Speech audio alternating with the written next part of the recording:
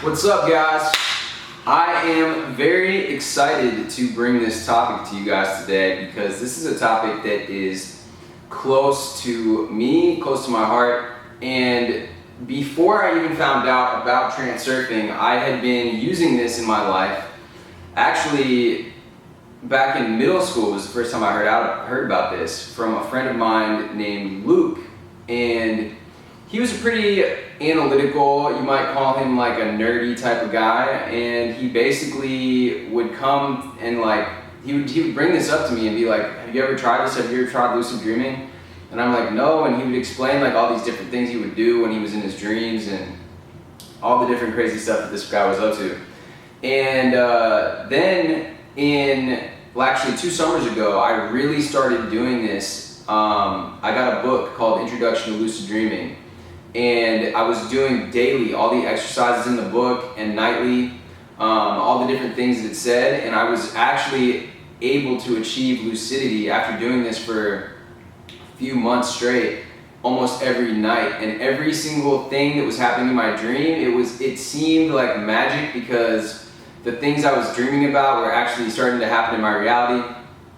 Anyway, without further ado, this video is going to be broken down into 3 parts. The first part, I'm going to tell you guys why lucid dreaming is incredibly powerful in the context of transurfing, in the context of having some ability to control your reality, and as far as developing intention, practicing the skill of external intention, which is a central, probably one of the most important topics talked about in transurfing. In part 2, I'm going to give you examples of other people, how they've used lucid dreaming to their advantage and what they've done as far as things that they've been able to achieve by utilizing lucid dreaming and exercising their external intention in the dream state. And I'm also going to show you guys how intention differs from desire, because it's kind of a necessary part of explaining this whole thing. And then in part 3, I'm going to give you guys some tips on how you can develop your power of intention using dreams and external intention specifically. So the first thing is that dreaming, when we're in a dream state, and it doesn't matter if we are lucid or just dreaming period, we are now in a state where we are in direct communication with the subconscious mind. So during our day, we are for the most part going to be operating in a beta frequency. Of course, we slip into, from time to time, alpha states when we're driving the car or taking a shower or doing something where our mind is engaged, but then there's another part of us that kind of gets to get into a little bit more flow state. We're not doing anything too analytical that requires too much hard thinking, linear thinking. We'll tap into a flow state. A lot of the times it happens in and out, and you wouldn't know that it's even happening, but it happens throughout the day. Dreaming state goes through a cycle of, from beta, obviously you go into alpha, theta, gamma, and delta. So it brings you through all of those states.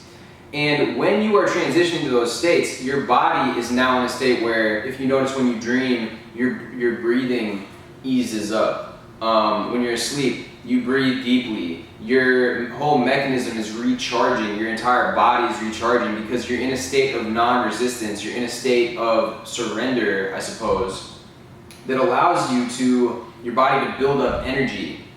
So, as lucid dreamers, we know that it brings us in direct communication with this, with the subconscious. And most of the time we don't remember what our dreams are, which is why one of the first things that you need to do if you are going to take this path of lucid dreaming is you have to have a dream journal.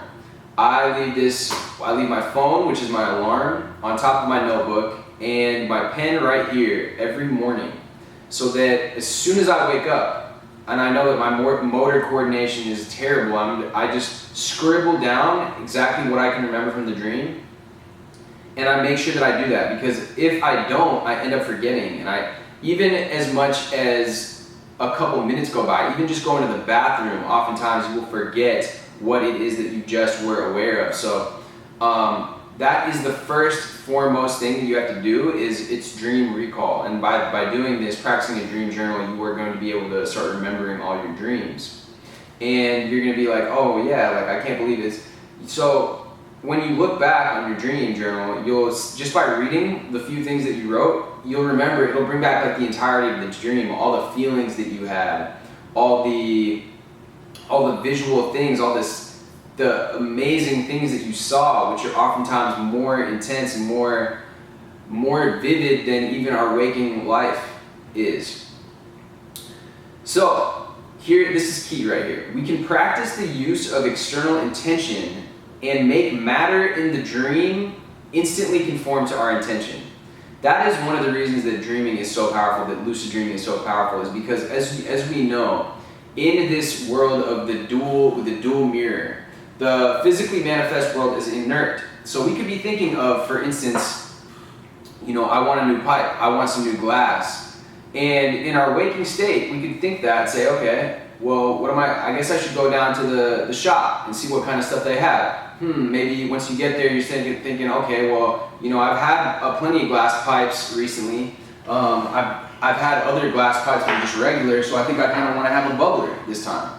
And so you pick out the design, pick out the thing, ask the guy questions about it. Then you will have manifested, you bring it back home, and now you have a bubbler, brand new bubbler on the table. However, in the world of a dream, you could be chilling on your couch, you could be at a party, you could be wherever you want to be, wherever you are, happen to be in the dream, and think bubbler. Say you want to get high in your dream. And then all of a sudden, you look down and there's a bubbler on the table. So in the dream state, things are instantaneous. There's no wait time and no delay between having the intention and manifestation, which is why it's so powerful, part of the reason why it's so powerful. In my dreams, for example, some of the stuff that I do is not too crazy, but let's say I walk into a party and at first people are like, okay, like giving me this look like, who's this guy, whatever. Not too sure about me, not too sure who I am, what I'm all about. And then as the party continues, let's say I'm doing like some silly dance moves, at first nobody's feeling it, right? And then all of a sudden though, people start coming up to me, people start saying, dude, that was dope, how did you do that, can you show me? The girls start coming up to me, asking me if I want to get a drink with them. All this stuff happens because I'm maintaining through the dream state that intention that is, dude, I'm the man, dude, this party, I'm gonna turn this party up. This party's gonna get lit because of me right now. And by maintaining that intention, I can just do whatever I want, but like people, the dream world just reacts to me, and it comes like fast in a dream state. A lot of my friends, like my friend Luke, who I discussed at the beginning, would do stuff where he's about to fall off a cliff, but then he just knows intentionally, I'm gonna fly, I can fly. And so he starts flying. And people can do other stuff like move objects with telekinesis and practice these other things. Personally, I haven't been able to do that, or maybe I should say that hasn't been my goal while I'm in the dream state.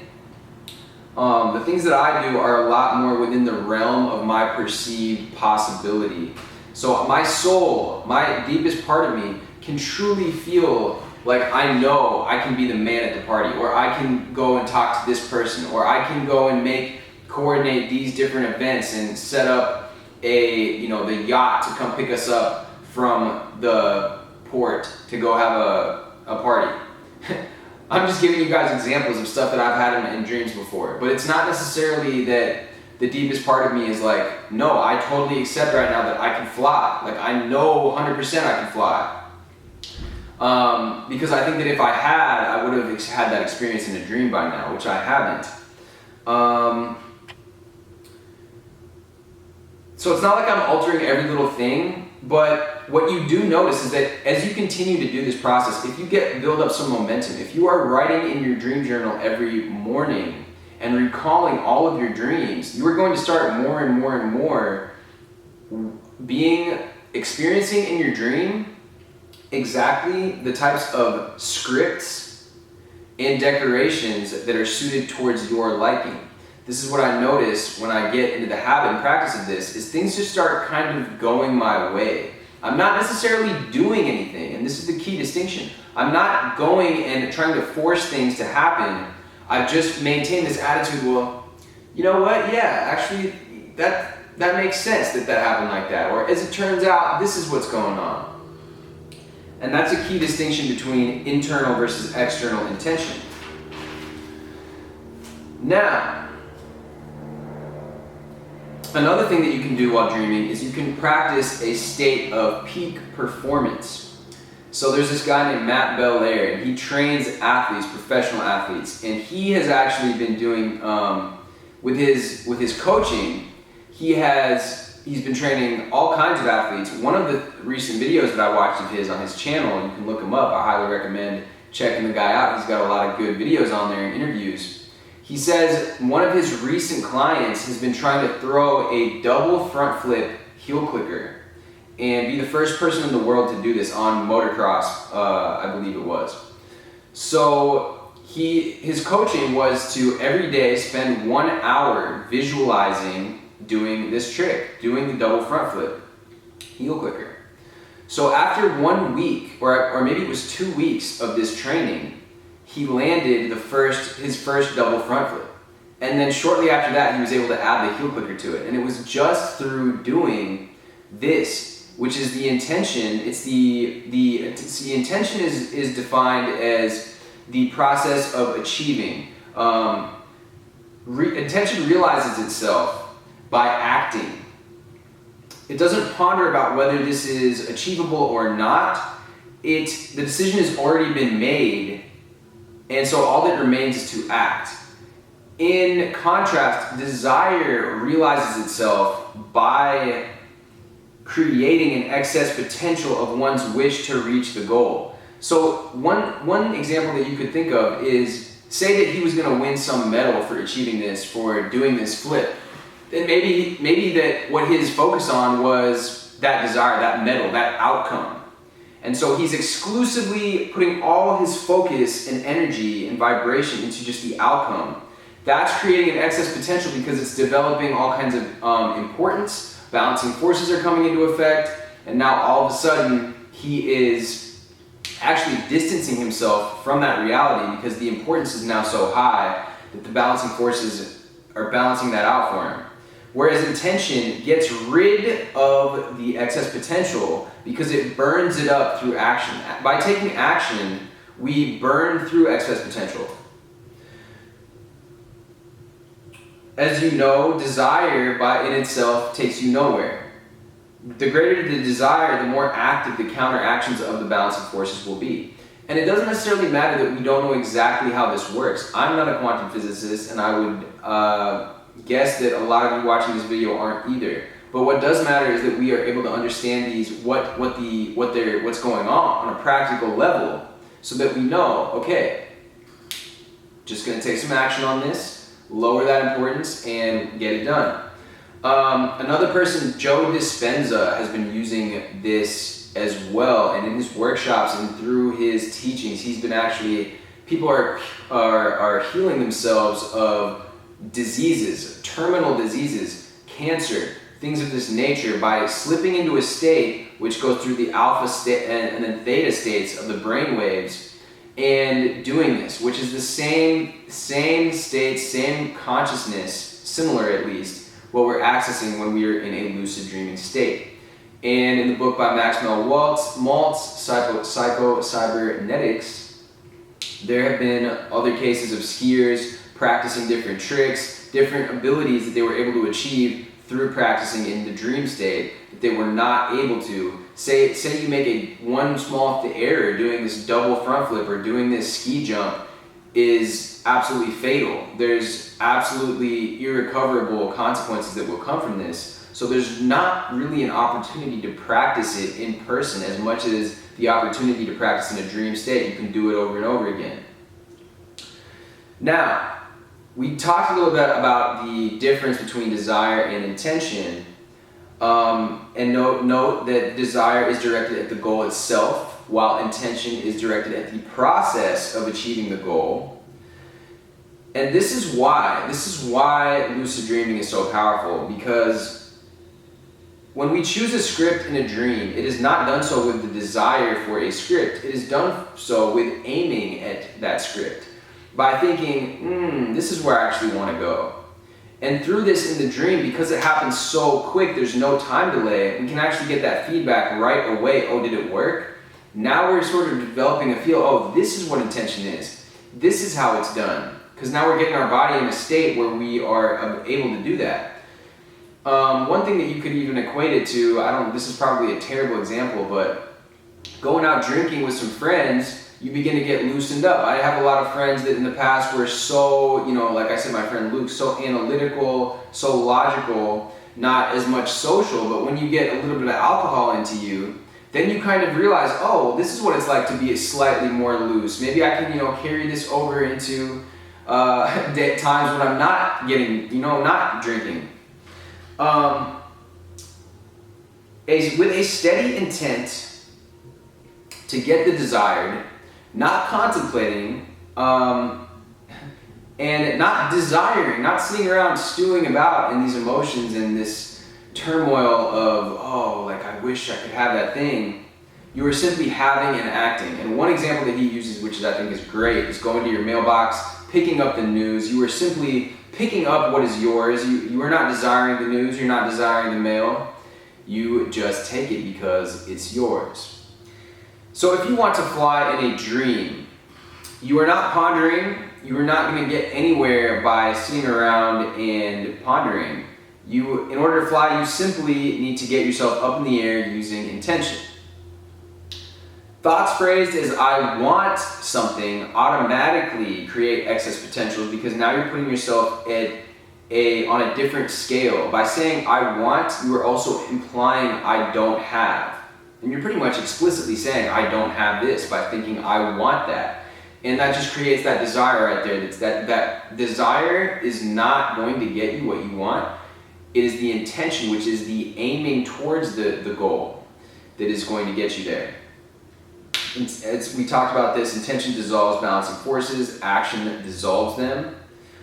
So the external intention is possible when you're free from pendulums, focusing on how the goal is realized by itself, not how you're going to strain for it, how you're going to struggle for it, but how the universe just seems to doors seem to open up for you.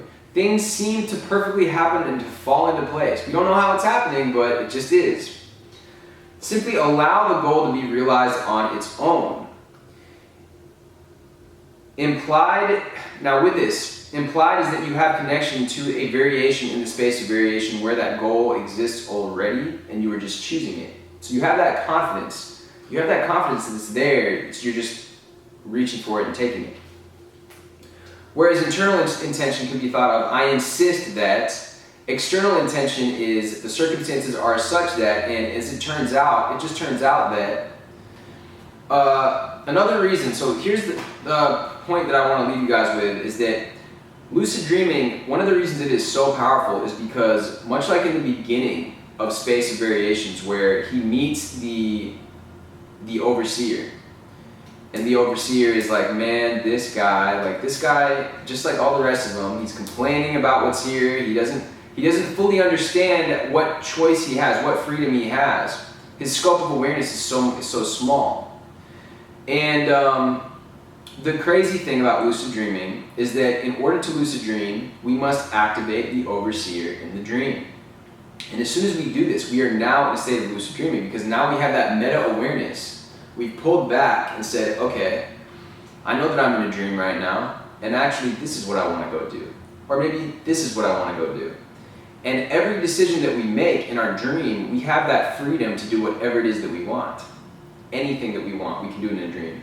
Things that you can't do in normal society, things that are frowned upon. Even something as simple as, let's say that you've been wanting to talk to some kid named Brad at school or in class. He's like a cool dude. You've been wanting to make friends with him, talk to him, maybe even learn from him. Or maybe it's a guy in the workplace that you've been wanting to talk to.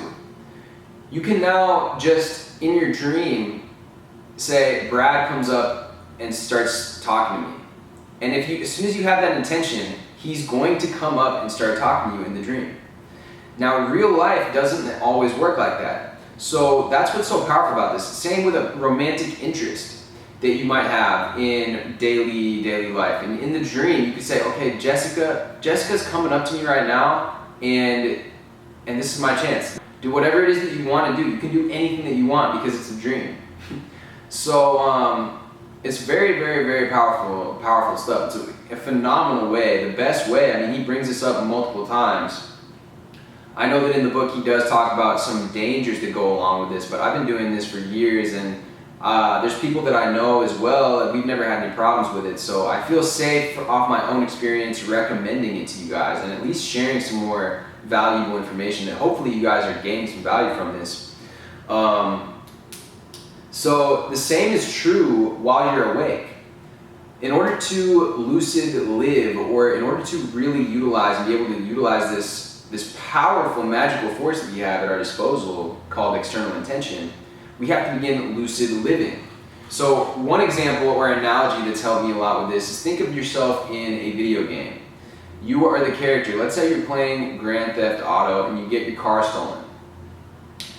You, as the player, you're playing the game, you don't really care that you got your car stolen because it's just a game, and you know that, and your importance is low. However, the character, if you were the character and go to the character's mind, he'd be like, he wouldn't be taking it so lightly. I mean, he has a mission he's on, he has different things he has to do, maybe it just messed up his flow, and maybe he's about to even get caught by the cops or die in the game. I hope that this is a good example that makes sense. But when you are in that state where you are the detached observer, the importance is automatically lowered. And I know that might sound strange, that how could you just not care? You know, you're in this game and you get your car stolen, or you could even be in a very, very dangerous situation. How could you not care?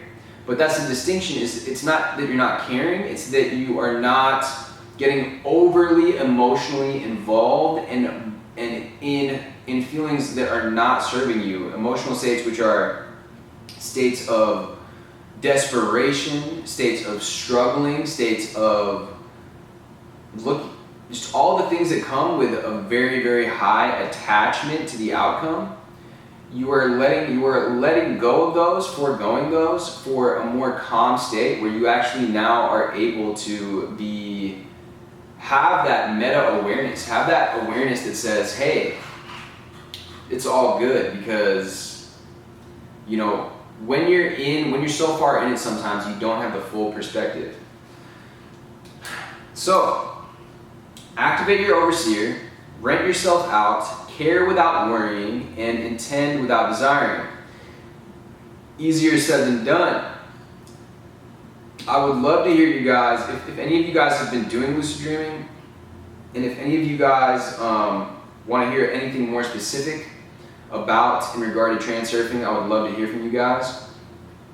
Like I said, this topic of transurfing and lucid dreaming, especially within the context of transurfing, is extremely close to me, because I've been doing lucid dreaming since before I started transurfing, and essentially we're always transurfing. Anytime that we're thinking anything, anytime that anything bad happened to us, a string of negative events in our lives, or a string of positive, we were transurfing. We just didn't really know what we were doing. And you were probably at that point caught up with the flow of a pendulum, getting strung along a pendulum if you were experiencing some bad shit. This is truly a powerful way, the best way that I've found to practice this intention, to really get more of a grasp on what this is, because it's only something that you can do through experience. And by doing this during your dreams, I promise you are going to have some insights, have some more clarity on how you can use intention, and you're gonna have amazing experiences. I know that I've been doing this every day now. I missed a few days because I was at a workshop and it was early in the morning, but I noticed that whenever I get into the momentum and the flow of doing this, the things that I want in my waking life and in my dream life, they just start coming more and more and more. And I think it's because I'm more in touch with my subconscious, I'm more in touch with the non-manifest world, more in touch with that other side of the mirror that we study when we study transurfing. So I really hope that this has been useful to you guys. I would love to hear what you guys do as far as this. If you guys try any of these things out, try out lucid dreaming. And yeah, drop me a comment, drop me a like, and hit subscribe. I'm going to be having more and more of these videos coming out, more transurfing, and I would love to hear also any topics specifically that you guys would like me to address. Anyways, guys, I will see you next time. Thank you guys for watching.